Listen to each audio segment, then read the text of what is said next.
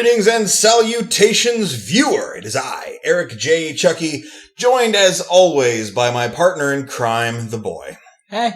This is the Two Nerds Podcast. Before we get into this week's topic, check out all those cool links in the description. You can buy some music from Shining Wasato, Super Blizzard, Bandcamp. Let's Get Hardcore, that's our theme music. He was so nice to give it to us for freezy. You could give him some Deezy. I didn't mean to make up a slogan, but I did. Boy and I's Twitters are also there. Boy don't tweet much. I tweet more than not much. And, you can buy my books. So, you'll never believe what this week's podcast is. Yeah, we actually managed to catch the little vanishing bastard before he managed to sneak his way out of theaters. Yeah. You can probably tell by the, title card. Well, yeah, we were talking about Ant-Man. But, you clicked all the way here. But it's, the last 4 weeks, I think it's been, we've been like, it's not Ant-Man. It's not Ant-Man. Sorry, we didn't get we finally got to Ant-Man. Yeah, we didn't think it was going to be in theaters. We thought we were going to miss it, but no, turns out we got him. I do want to say Brandy wanted to be present for this podcast, but, the sleeps got the better of her, so. We record fairly late at night. Quick peek behind the curtain for you, listener. Before we actually start our podcast, White likes to record some blank sound of the room because there's some background noise where we record, and he likes to mix it out. I'm telling you this because every single time he does it, I resist the urge so hard to make some sort of ridiculous, goofy bullshit noise. I had to tell you that because otherwise I'm eventually just gonna do it. I believe that in a deep way. So, spoiler-free version of Ant-Man.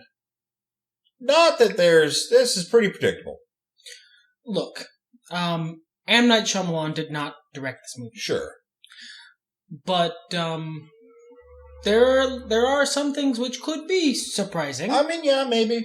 And I want to avoid spoiling this experience. There's at least one big one. Yeah.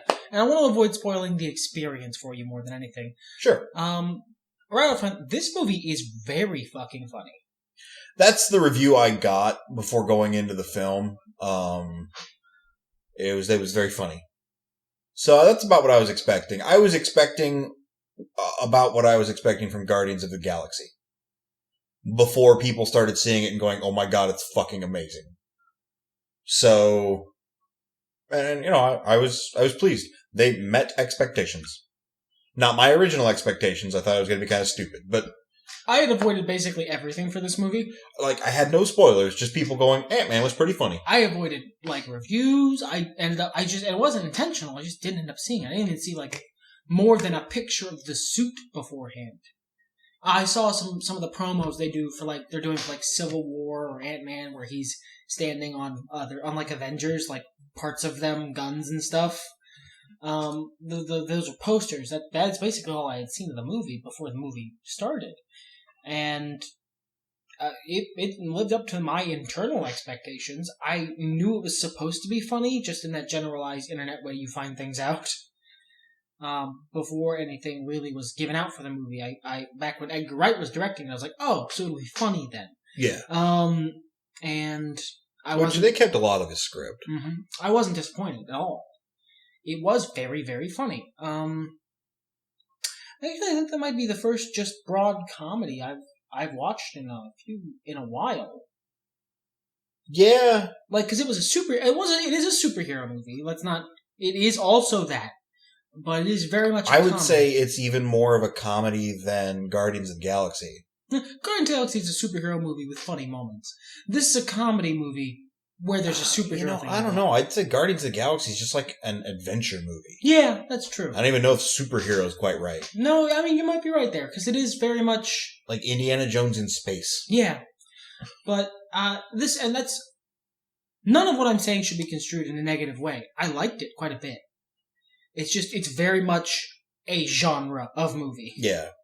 Like how on our top 10 horror movies list, if you haven't seen that podcast, you know where to find it. We mentioned that we weren't really talking about horror comedy so much. Yeah. This is a superhero comedy. Yeah. That's actually a really, really great way to put it. Yeah. So that's your spoiler-free version. Take your 5 fucking seconds to, close the thing or whatever if you don't If you're not interested in spoilers. Which I don't even know if we're going to directly spoil anything. Yeah, maybe. Well, we're going to talk about the plot, so. Yeah. That little rambling, that should have been about 5 seconds. Close enough for me, anyhow. I thought this was great because it did a lot of character establishing. I feel like all of those characters, except maybe Cop Guy and ex-girlfriend, were really, really fleshed out. Pretty sure his ex-wife. Or ex-wife, whatever.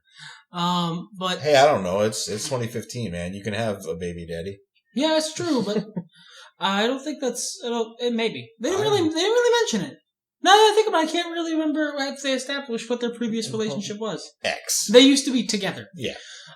They had a spawn. They took a surprisingly long amount of time to set up specifically Scott Lang's character and Luis. Luis, his sidekick buddy, got more character development than you might expect. Well, I think they all did. I think his little squad was actually just a really good addition. I mean, they were like, I don't want to say violent stereotypes, but they took tropes. They were archetypes. Archetypes, that's great. But they did what they did really well, and I really liked it. They were all very endearing characters. They really were. Now, but I think the reason they took so much time to set up Scott Lang is, I remember last year, maybe, you were kind of upset that they weren't going with Hank Pym as Ant-Man. Because he's Ant-Man. Right. He's Hank Pym, he's Ant-Man. Scott Lang is a guy who has gone by the name Ant-Man, but when you think Ant-Man, if you're a comic person, it's Hank Pym. It's Henry fucking Pym.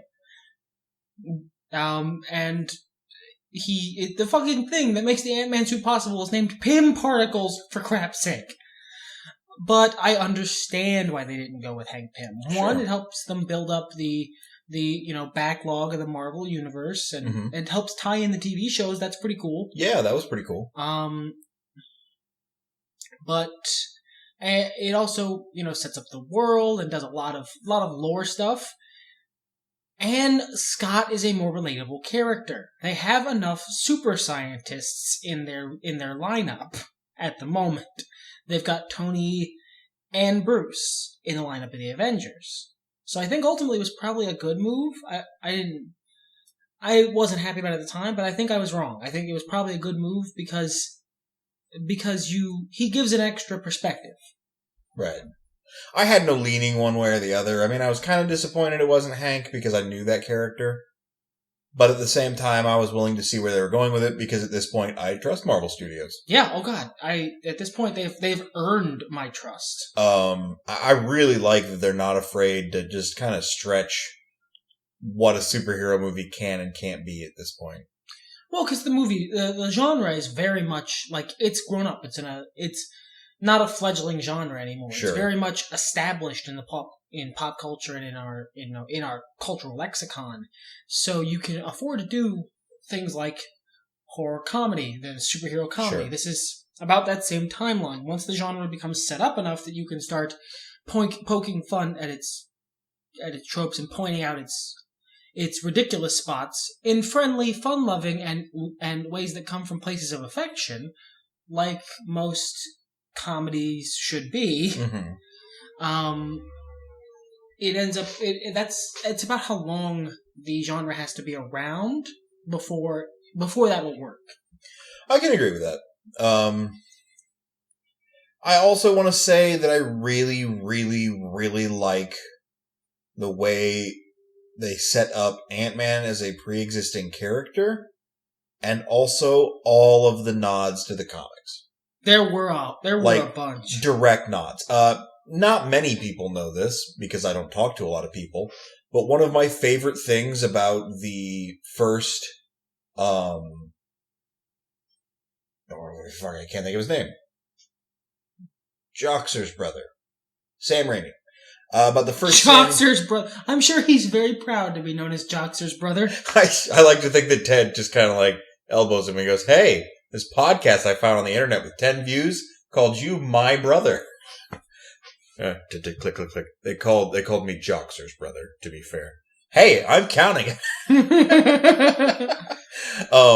The first Sam Raimi Spider-Man movie, one of the things that really, really delighted me about it is one of the first things Peter grabs in his room with the webs is a lamp. Yep.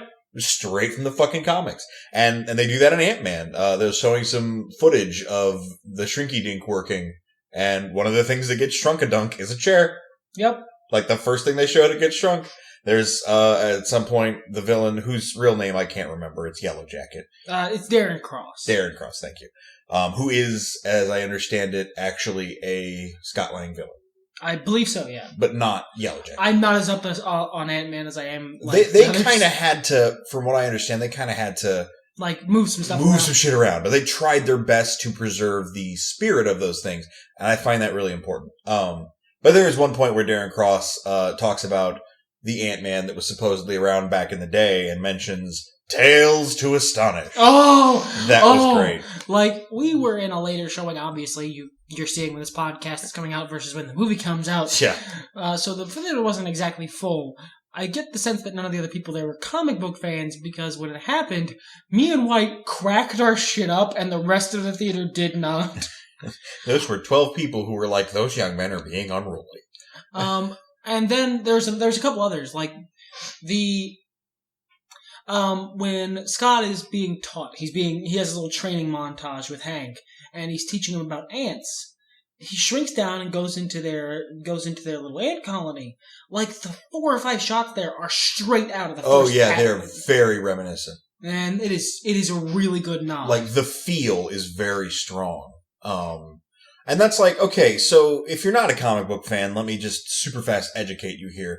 So Hank Pym in the comics has gone by the names Ant-Man, Giant Man, Yellow Jacket, something else.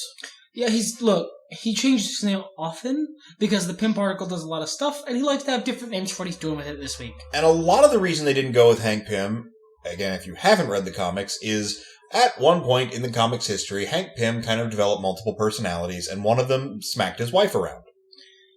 Or girlfriend. So to it was his wife. To avoid that whole controversy, they were just like, you know what, Hank Pym's an old dude, let's use Scott Lang. I mean, I'm sure that wasn't the only reason, but it was part of it. And that's probably smart, because the last thing you need to do is for the comic book equivalent of internet smarks shitting on your product. Just because memes. Because that's who he is in comic book fandom, is Hank Pym's a wife beater. Well, and I'm not trying to forgive the guy for his vices, or, well, that part of his personality. But one of the more violent parts of his personality actually established himself as Yellow Jacket at one point. Yep, he was a villain for a while. He was Yellow Jacket. So that's kind of one of the routes they went. Instead of making the same character, they took that concept that if you dose too much, you get a little crazy. Yep. And they actually they even explained it like you need a specialized Ant-Man, protection helmet. Otherwise, when you change size like that, your brain chemistry goes all wonky, and you end up as a crazy person. But it amplifies what's already there. So while he got a little testy and whatnot, well, they never really go like hardcore on it. But clearly, he's here now trying to be a good guy. He hasn't lost his mind. Whereas Darren Cross, who was always sort of aggressive and a little nuts, a little nuts, like socially acceptably nuts. I don't know about that. Like big business nuts, man. Dude, he melted a dude before he ever shrank. Yeah, but like he had been exposed to that shit for how long? You know what I mean? I suppose. But so they really, you can see a lot of where the spirit was. They also explained something I'd been bitching about for a long time. This was the thing I wasn't sure we were going to spoil, but it's so important. They explained why there was no Wasp in the Avengers. If you guys have ever listened to the Avengers podcast, seen me bitch about the first Avengers movie, the fact that I don't like Black Widow. Because Black Widow isn't really Black Widow. And they needed a strong female character, which is why Black Widow isn't really Black Widow. Because there's no one else to occupy her slot. And that's all fine and dandy. While she does her octuple crosses that she usually does in the comics. Yeah, that's all, whatever. Water under the bridge, it's over there now. We've had Ultron's booty and everything is okay. just like, if you just listen to certain parts of this podcast, you think I am the most butt-obsessed motherfucker. Look if the shoe fits. Like, this movie had a butt, it was good. This movie not so much butts. I don't want to see it. And all butts. Dude butts, lady butts, robot butts, all butts. It's equal opportunity butts up in here. If this were an episode of the Nuzlocke, the title would be Equal Opportunity Butts. I returned to my previous point. The reason they didn't have the Wasp is because when Edgar Wright was working on the script, he said, please don't put Ant-Man or the Wasp in anything. I am using them, and I need to finish the movie before you can use them. And Marvel Studios went, gotcha. Well, now this movie comes out, and we find out that back in the day, when Ant-Man and the Wasp were a superhero team, when it was Hank Pym and Mrs. Pym, I'm honestly not a huge Ant-Man fan. I don't mean that like I hate him, it's just like, he's not up there in my catalog of superheroes I really give a fuck about. No, I understand. It's just really hilarious. Van Dyne is her last name, yeah, right? Janet. Okay. So I always say Van Dyke, but that's wrong. No, yeah, that's a mustache. Yeah, and it's brown. It's a cool mustache. And Dick. Ah. I did the gun fingers because that's a physical joke for a audio medium. It's good night. It's good night. Yes, good on the humor. Anyway, Ant-Man, we are not. No, yeah, we're not big into Ant-Man, but this movie was good, and the reason they didn't have the Wasp in the Avengers is because she's maybe dead. They did to her what they did to her in the comics. Yeah, she's shrinking forever into subatomic, into basically the microverse. That she went past the microverse. She went all the way down. There's actually into glass snowflake land. There's actually a portion of his little Shrinky Dink quest later in the movie where they pass something that looks like the microverse. Yep. There's also a peoply shadow. I thought that was maybe her, but no, it's maybe possibly the entity people think. That's interesting. More importantly, there was a tardigrade.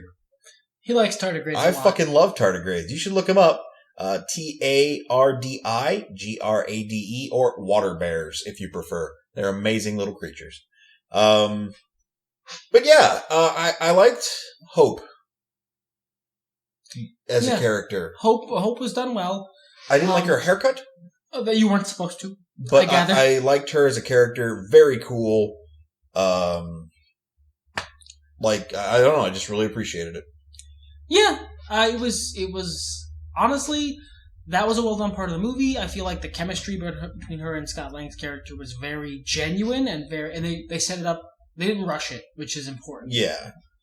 And I mean, since we're in spoiler territory, they kind of get together at the end of the movie. They kiss. But that's what movies imply. Yeah. If they were together in the next movie, you'd be like, okay, that makes sense. If they weren't, that would also make sense. But I think there have been enough movies where that didn't happen within the Marvel-verse and movies in general, like Pacific Rim, for example, that it was okay. It wasn't like, not this again. It was just like, okay, honestly, that's a path. For me, it was more just that they set it up naturally. Yeah, that too. Cats are knocking some shit around. I don't know if you're going to hear it or not, but I can, and it's distracting me. What else did I want to say before the big thing that I want to talk about? Well, let's get into the big thing, and then you might remember. You're right. Okay, so one of the trailers for this film, we don't watch a lot of trailers, so we got to see the second Star Wars trailer finally. Yeah, I hadn't seen anything from that. Looks really good. Yup. They're doing a storyline that was like, I never actually wrote fan fiction about it, but one of my personal universe Star Wars characters is an ex-stormtrooper. And the trailer implied that one of the main characters in the new Star Wars movie is an ex-stormtrooper. Implied pretty fucking heavily. It did. So I'm really curious to see where they're going with that. Like, that information has made me more interested in this movie than 100 Old Man Han and Chewies could ever possibly have. Actually, that would have been really fucking... yeah, we're home. So are we. And us too. Like 5 Chewies at once doing a that's a different movie. And then they all start shooting. Because there can be only 2. And like one Chewie from one group and a different Han are the ones end up surviving. And it's like Mexican Han. And they just go with it. Oh, shit. We just started, like, that's an entirely different movie. Yeah, fuck. Never is going to get made. The other trailer, one of the other trailers, was Batman and the Infinite Sadness. Fucking God. I am so tired of... I'm already fucking tired of thinking about this movie. Yeah, it's not going to be a fun podcast when we finally watch that next year. But you know what, listener? You guys, you have commended us on several occasions, listener, for trying to keep things positive and talk about the good parts of movies. Even when we don't necessarily like them, we tend to talk about the good parts. We tend to talk about the things we enjoy. Like how in Man of Steel, I really liked Zod and all of the cool-ass action scenes. Right. Okay. Oh, and Ma Kent. Yeah, because Ma Kent was great in that film. And she's the best thing in the trailer, too. Yep. So... You don't know anybody's shit, Superman. Tell him to fuck himself. Here's the thing. Don't look for that in the new Batman vs. Superman movie. Don't look for that in that podcast. I'm probably going to be really fucking angry. Ma Kent was still good, I will say. Everything about that looks like it's just close enough to good to piss me off. Ooh, yeah, that's... But anyway, one of the biggest things that pisses us off about that in general is Jesse Eisenberg Lex Luthor. Fucking Jesse Eisenberg, man, I swear to God. So, and Boy and I believe even on the podcast talked about, well, who the hell would you have cast? And I said, you said at the time that you didn't know. Well, I said the guy who's playing Kingpin in the Daredevil series. Yeah. But he's already Kingpin, so... He's already working for the other side, as it were. And so is the one we discovered in this movie, because his name is Corey Stoll. He was nice enough to play the villain in this. The villain being fucking Lex Luthor. Oh my God! And like my favorite Lex Luthor, just business Lex. Just good business Lex. And he's so fucking modern and well done. This guy had smiling shitheel corporate asshole boss who's still like nice enough to you that you can't call him on his shit or even really hate him that much. Just he had the performance down to a T. It was perfect, almost empathizable, complete and utter douchebag who does all the modern, leadership bullshit things. I loved him. I loved this character throughout the movie. If they had had a weaker actor in that role, it would have really hurt this film. But that was some strength. And I mean, just... He buys you into Yellow Jacket. Yeah. In that slow fucking... Well, like, he buys you into the character, and that's fast. But then, like, you do get, like you said, that empathy, and that's sort of a slow thing. You're like, all right, this guy's clearly the villain. He's got all the makings of the villain. But there's a reason for it. And it's not like a big fast reveal.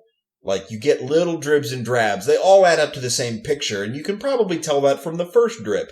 But there are more, and that helps so much. And he's, full disclosure, he's a little friendlier than I would like my Lex. Personally, I like my Lex a little smarmier. Sure. But, like, I will take that over the kid from the fucking Social Network any day of the week. I like Jesse Eisenberg as an actor in general, just not as Lex Luthor.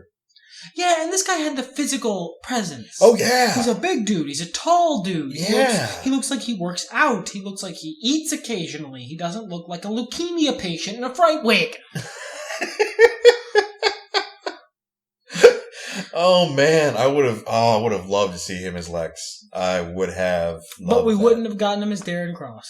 I mean, I guess Batman and the Infinite Sadness is going to be kind of shitty anyway. Lex is not going to save it. No, you know what's going to save it? Jason Momoa's, I'm told, 4-second appearance as Aquaman. I'm looking forward to the return of Zod's corpse. Yeah, it's going to be I noticed that in the trailer and I was like, oh, a Zod corpse.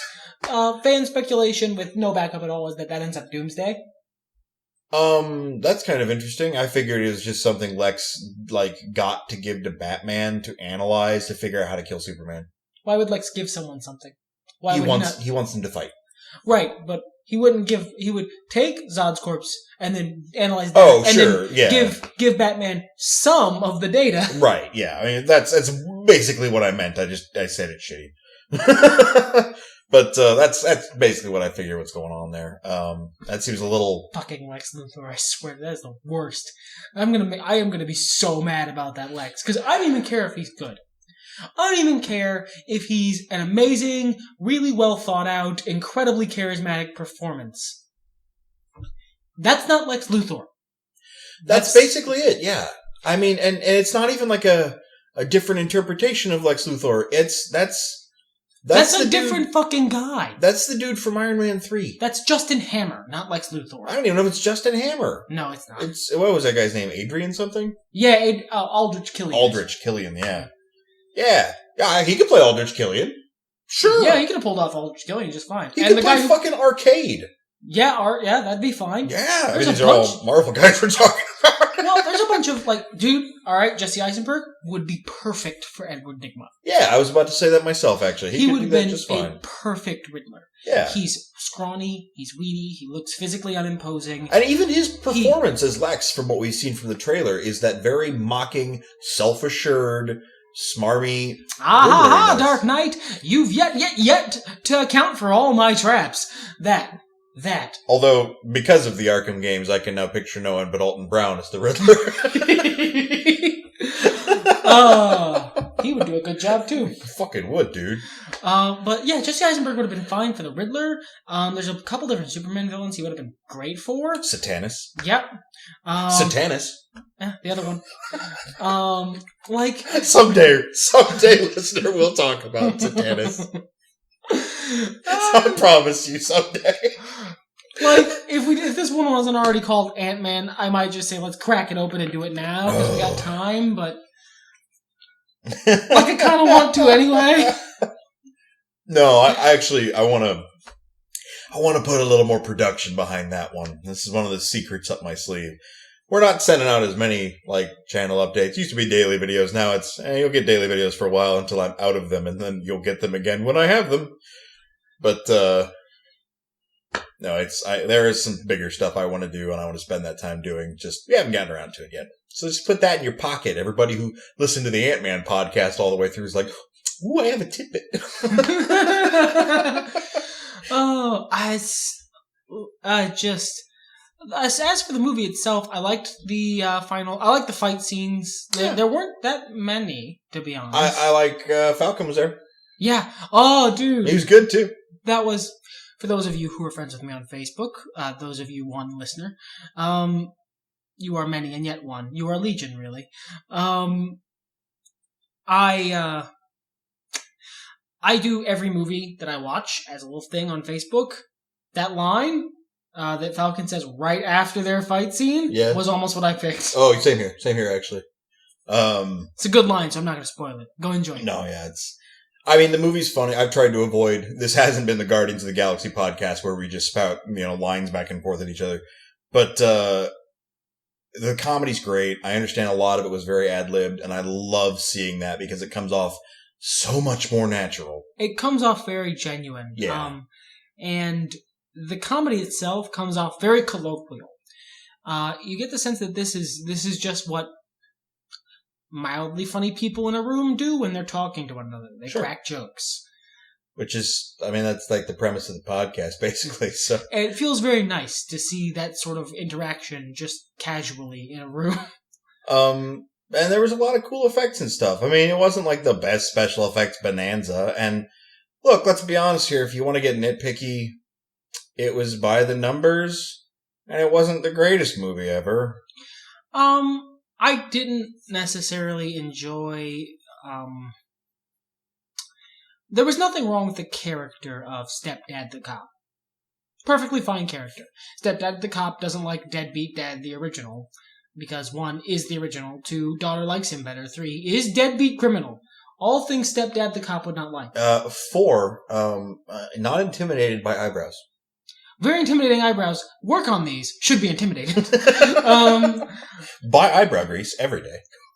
But, and then he comes around and they end up, having a little detente of sorts at the end. It's nice. I wasn't super, super duper fond of the performance because it was very one note. Yeah, I mean, for the fact that the crew were archetypes but well played ones, he was just the archetype. Thanks. Just the archetype. I mean, it was okay. It wasn't a bad. He executed just fine. Unlike the rest of the people, he didn't elevate. Yeah, that's a good way to put it. And on the flip side, for all that she wasn't a big part of the movie, I actually really liked Kind of Bitchy Ex-Wife. Yeah. Yeah, she did Kind of Bitchy Ex-Wife really well. But she was also reasonable. I mean, if my ex-husband / boyfriend / baby daddy had gone to jail for super thieving. But Robin Hooding. And he shows up at my door and he's like, hey, I want to be part of my daughter's life. And I'm like, yeah, but you prison sometimes, so maybe get your shit together? Then we'll talk. But it's a birthday, and you stopped by, and you dropped off your present, and now you can go. Don't make a scene. It was... I didn't find the character endearing, but I liked the performance quite a bit. Yeah, sure. Oh, she's a good actress. She's fun. Even though I hated that character in Jurassic World, she did a great job. Yep. Where, again, she played the mom. She's got a type. Yeah, I guess. She does it well. Current age mom. There is... The little girl character was a little girl. Very well acted. Yeah. Mm-hmm. And fucking adorable, as a side note. Yeah. And the ants were cool. Yeah. And the ants were cool. The water effects were actually also really cool. They're alright, yeah. Water effects, especially on a very, very small scale, are hard to do. Water effects in general are hard to do. Well, because water doesn't, compress, so you end up with, these weird giant globules that look odd, so it ends up being very challenging.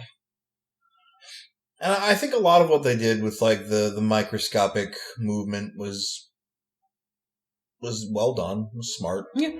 They clearly took their time to do some research.